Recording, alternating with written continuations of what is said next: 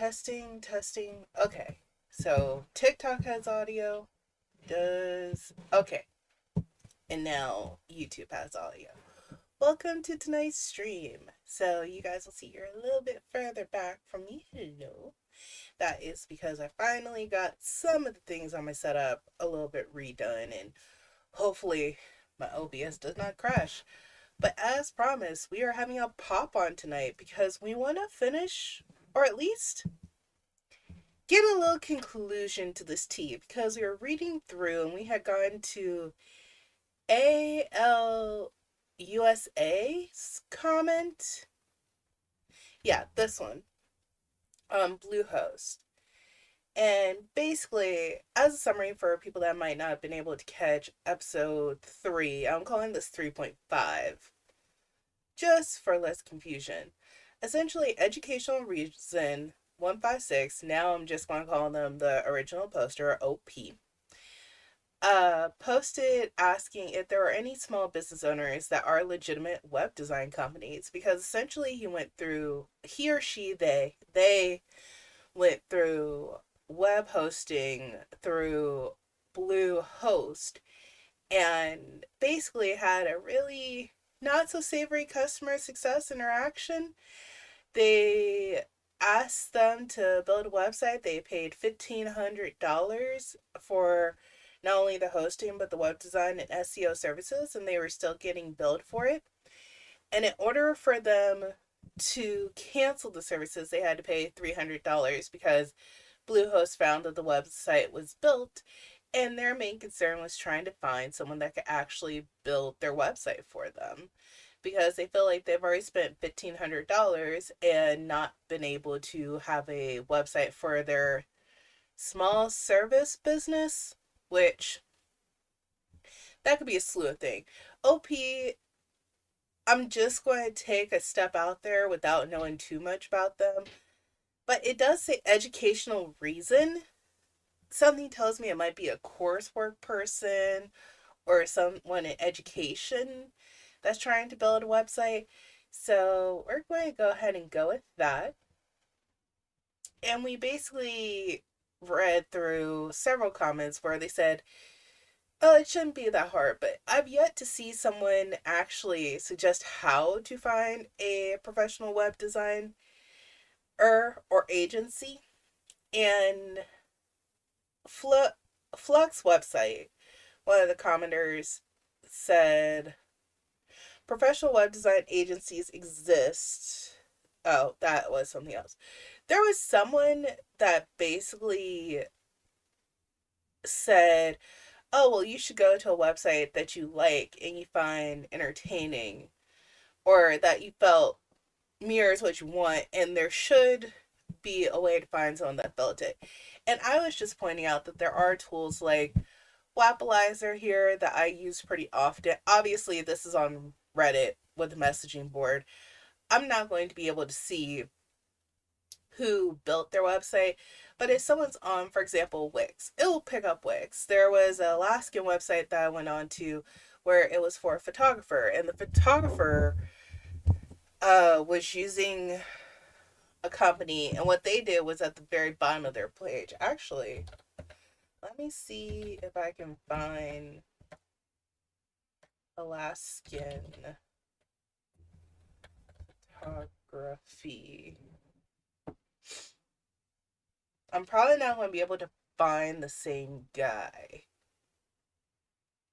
Or maybe I will. Nope, this is not the same person. But let's see if the same policy or rules apply to the situation. Because we're going to scroll all the way down to the bottom. It says copyrights are Jeff Schultz, which he took very beautiful pictures. All rights reserved, terms and conditions. Fine art, stock images, Alaskan photos. Resources, that's weird. That cuts off at the edge. Patreon support, merchandise. But I was saying, most of the time, you don't necessarily have to have an extension. He built this on WordPress. Or someone is doing content management through WordPress. They have Patreon added on here, e-commerce to help with payments, WordPress blog. I'm going to say that this is a WordPress site. But if you go to WordPress, most likely, if you find someone that you like, WordPress agencies.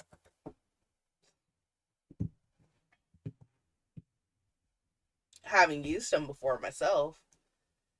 But focus on clients, will handle the rest. Get in touch. So this right here, they're an agency that does the design of people's websites.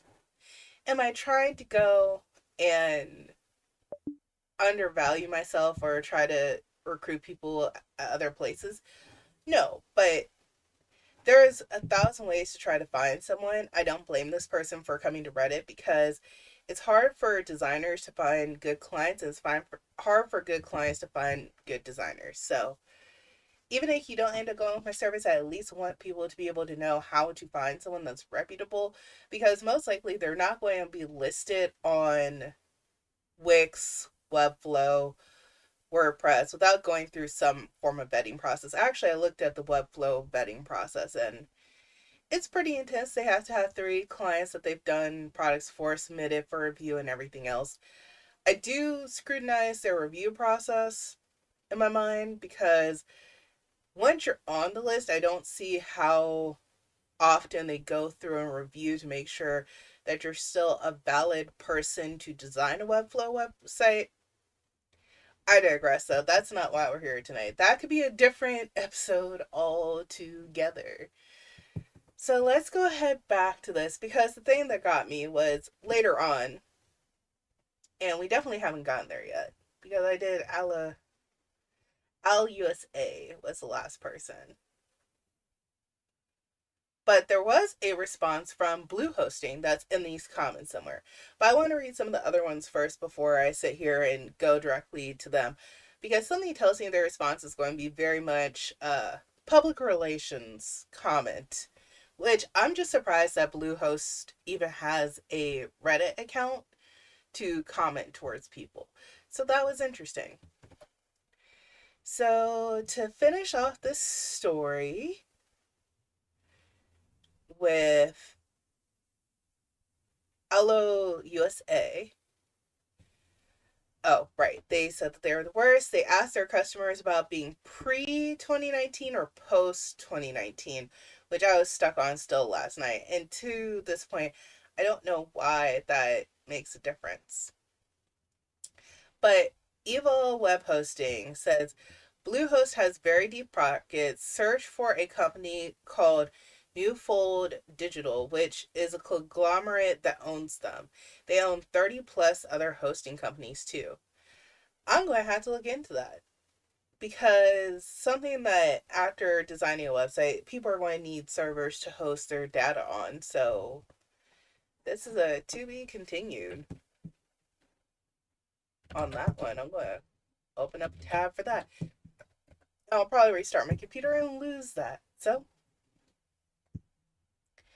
I'm not really here for comments bashing the poster, so I'm going to the next one. Okay, so C. Metz Jr. says they are catering to persons who are looking for $3.99 hosting and yet expect quality. Stop bashing people.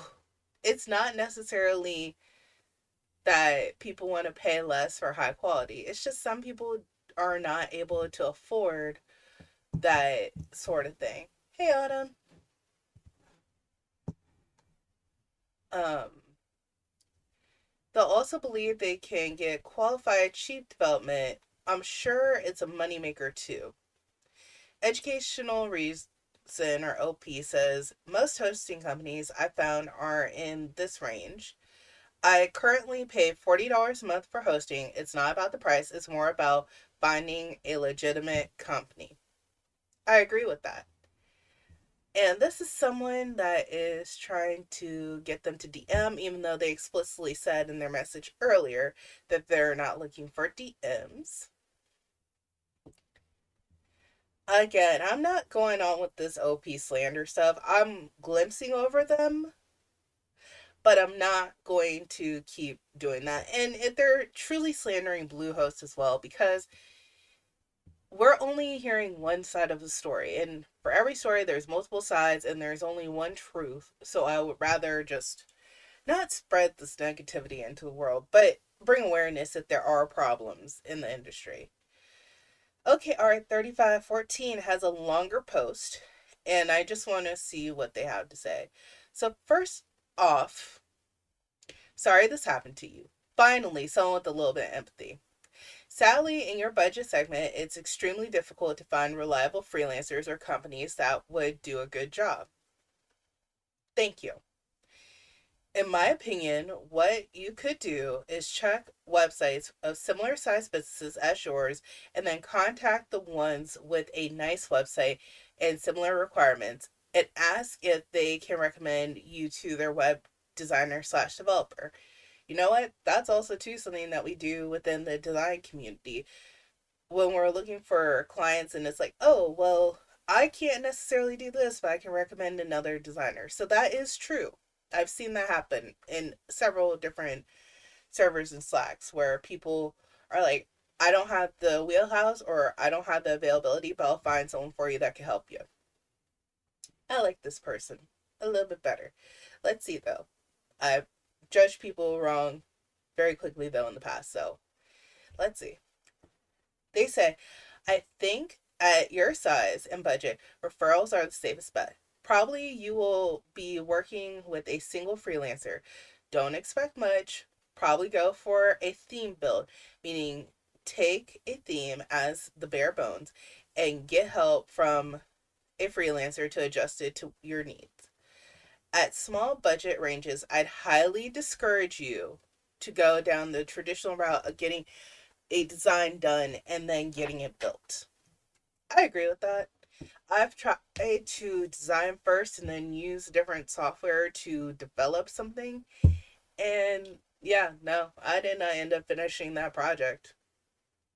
And I did tell the person that they're going to need to find a developer because designing is one thing, developing is another. And not saying that I think that development for my brain can sometimes be a little bit more difficult. And also, I have to take time to learn things. Like right now, we do these Reddit story days.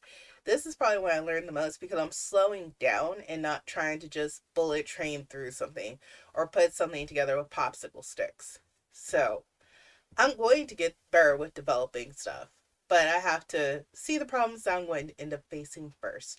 And also, I think using traditional development software such as React is going to do better for me in the long run than trying to do stuff on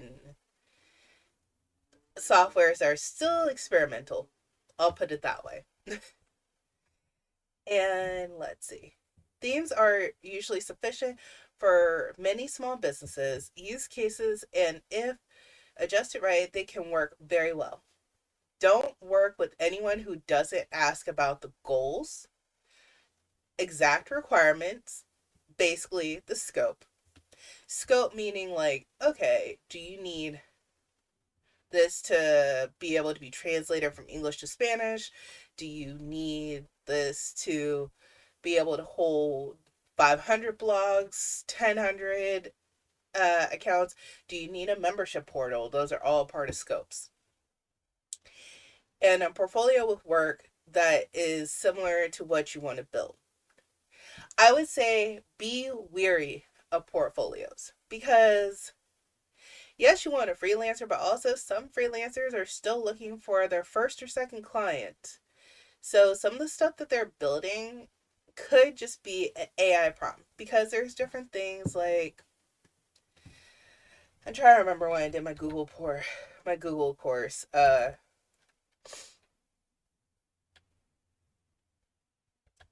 And now there's probably more. Prompt generator for building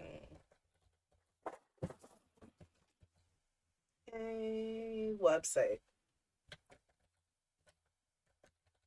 And everything is okay. It was just a whole bunch of pens and pencils that fell on the ground. I guess my keyboard and table moves too much. for building a website practice. Okay. Oh, this is on Google. I don't want AI. There used to be some that were not attached to AI. Here we go. This is the one I'm looking for. Sharpen. So, this one is the one that was used very often to practice designing websites when you're doing the Google Design Certificate program. And it looks like they have updated it since quite a bit. Which I understand why they did that. They probably added an element of AI and stuff. But boom. Design a mixed reality app. Hey Jen, welcome to the stream. So design a mixed reality app for a casual restaurant in Belize. And what a creator would do is essentially a designer would go and take this prompt and then try to design their own website. So that's why I say be wary about people with portfolios, because underneath in the stream, yes you are. Design a game for a casual restaurant in Nueva Esparta. There's a lot of Hispanic words, or not Hispanic, Spanish words tonight. But this is just an example of things that people will do for practice, and then they'll turn around and put this in their portfolio, but they've never worked with a stakeholder. A stakeholder being the person that actually owns a website. So that's why I say just be leery, because some people may not be telling the full truth and the entire truth as designers. So let's say, again, for small budgets, don't expect too much, and definitely don't hire a company. If they take on small budgets, you can already guess that your project won't be a priority on their list. Companies need to make a lot of money off of one project to make it profitable. Freelancers might be able to take smaller budgets. However, that can also be a hit or miss. That's why I suggest to go down the route of asking people for their recommendations. Obviously, this is not a one fit all truth. However, being in this industry for long enough, I know it's tough to find legit people. We often work with freelancers, and well, sadly, it often turns out to be bad. Not necessarily because they suck at their craft, but they suck at project and account management. Kind of what I was just saying right there, where it's like, they could design beautifully, but having the practice of customer service or project management, account management, that's a whole, there's a reason why that is a whole subset in tech design. Well, in tech work in general. Who actually knows what they are doing and have the best interest in mind for your business. An educational reason, OP said, their price was $3,000. I ended my service with them early. A theme would be fine for me. It just has to look professional. I probably only need 5 pages. Well, that's good to know. And they said, yeah, that's honestly cheap for a site. For that budget, someone can do a theme customization and set up for you for sure. And then OP says, I found freelancers for much cheaper. That was a red flag for me. For my basic request, spending $3,000, not including plugins and hosting, was a sound investment to me, especially with a company that has tons of good reviews, a wonderful sales team that was assigned to me. It just turns out it was all a bait and switch. Now, let's be careful with that word bait and switch. I don't think that is the case. I think salespeople are very good actors and theater people. They are not, they're trying to sell you a product at the end of the day. That is their goal. That is their mission, is to make as many sales as possible and whatever means possible. And they'll tell you, yeah, we could do that. Yeah, we could do this. They're not the person that's designing the website, and they're also not the person that is managing your project and your timelines and your deadline. So they could say yes, but really the answer is no. And for some odd reason, people have an issue with giving a hard no to people, or a, what was that what it was called? I've worked as a retention specialist in the past, if you could not tell. But there's a way to tell someone no in a positive way. And that is something that's not necessarily practiced, like I said, for salespeople. Thank you for the likes.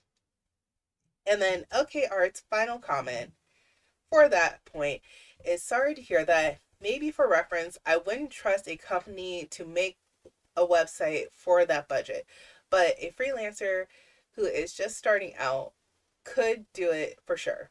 You can find a freelancer on Behance. I mentioned that before in the past. Oh, Awards, etc. Which that's a good platform too. I actually know a couple Awards nominees. I don't know what they actually won. I should look. There are a couple of Floxies that is a woman group of Webflow developers and designers I'm a part of,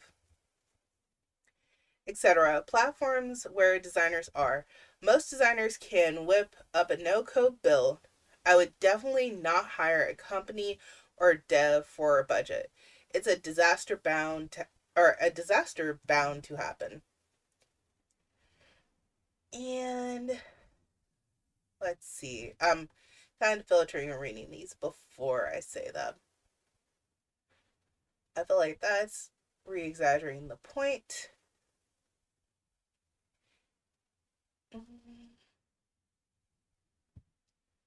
Okay.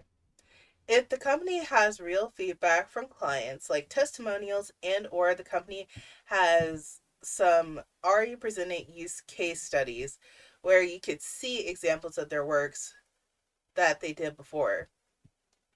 Some of those use cases may be similar to your request. Have a real person to talk to, not just some AI chatbot. I agree. And this person says, if you need help, I would advise to DM to discuss more. Hmm. Okay. I'm going to go in. I want to come back to this person, but I know that we only have 2 minutes left and this is going to be a pop on.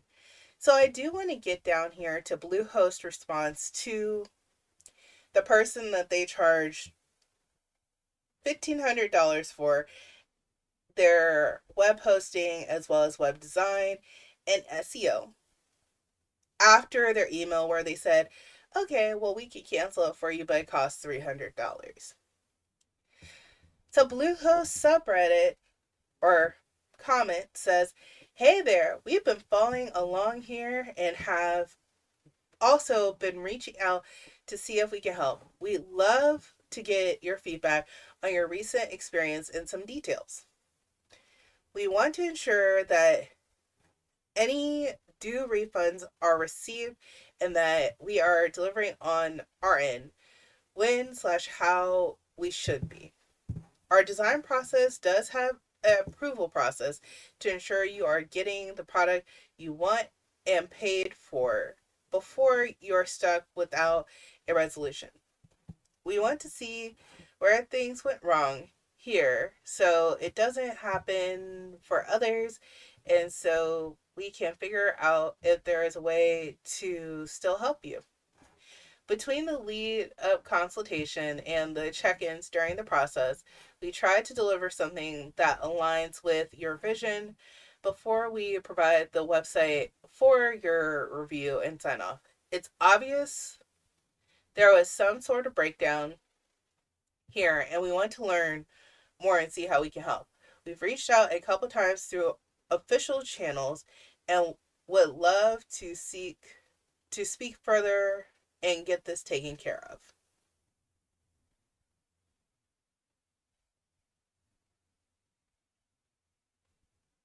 Oh, well, my earbud just died, apparently. I forgot I had it on. Oops.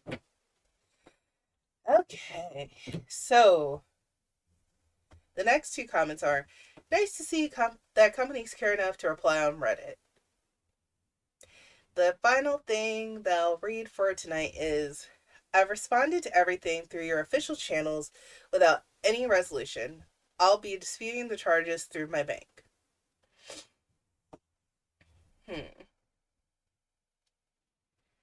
Now, we've seen both sides. We have OP side and we have what Bluehost says.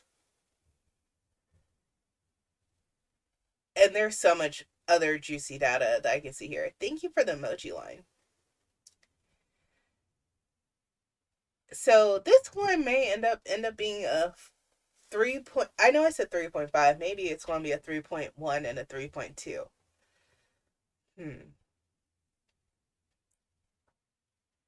I'm gathering my thoughts. So knowing what OP posted up here about the full situation at the very top, they're a small business owner. They're not saying it's their first business. They hired someone and they do service as well. Hosting, web design, and SEO is what they wanted. You charge them $1,500. That, to me, now that I'm reading the other half and Bluehost is saying, we break down your payments into smaller ones, sounds like they had to put down a $1,500 deposit and then they had landmarks in between that they were trying to actually do and get accomplished. And probably, like I said in the last stream, I think the $300 cancellation fee was most likely they have it in the terms and conditions of the contract that they signed. And I know that they say something about SEO is getting charged. So this is where it got transitioned and moved over from the sales team that got him through the pipeline into the lead, actually turned it into a sale. Well, him, her, they put them into a sale. And now that they're there, whoever is the account manager or project manager at the agency, which I don't know Bluehost's full structure of employment, but I would assume that they will have a project manager or account manager. Something happened and they did not reach out or didn't listen, or there is some breakdown in communication between the deposit and I don't know if it's the first part of the web design or if it's the deposit and explaining of how they're going to break down the communication to make sure that they're getting the website they want. And I'm kind of thinking overall they're going to charge him $3,000. I keep defaulting to him. Bluehost was going to charge OP potentially $3,000 to build the website in total. And they're going to take payments in between, which I've seen that structure before. But yeah, I don't like the fact that they just said in an email to this person, well, there's a $300 cancellation fee. The other piece that could be happening is that Bluehost asked them to deliver something in a timely manner and they didn't provide it, like pictures or a list of services, content for the website, something like that, and that's the reason for the cancellation fee.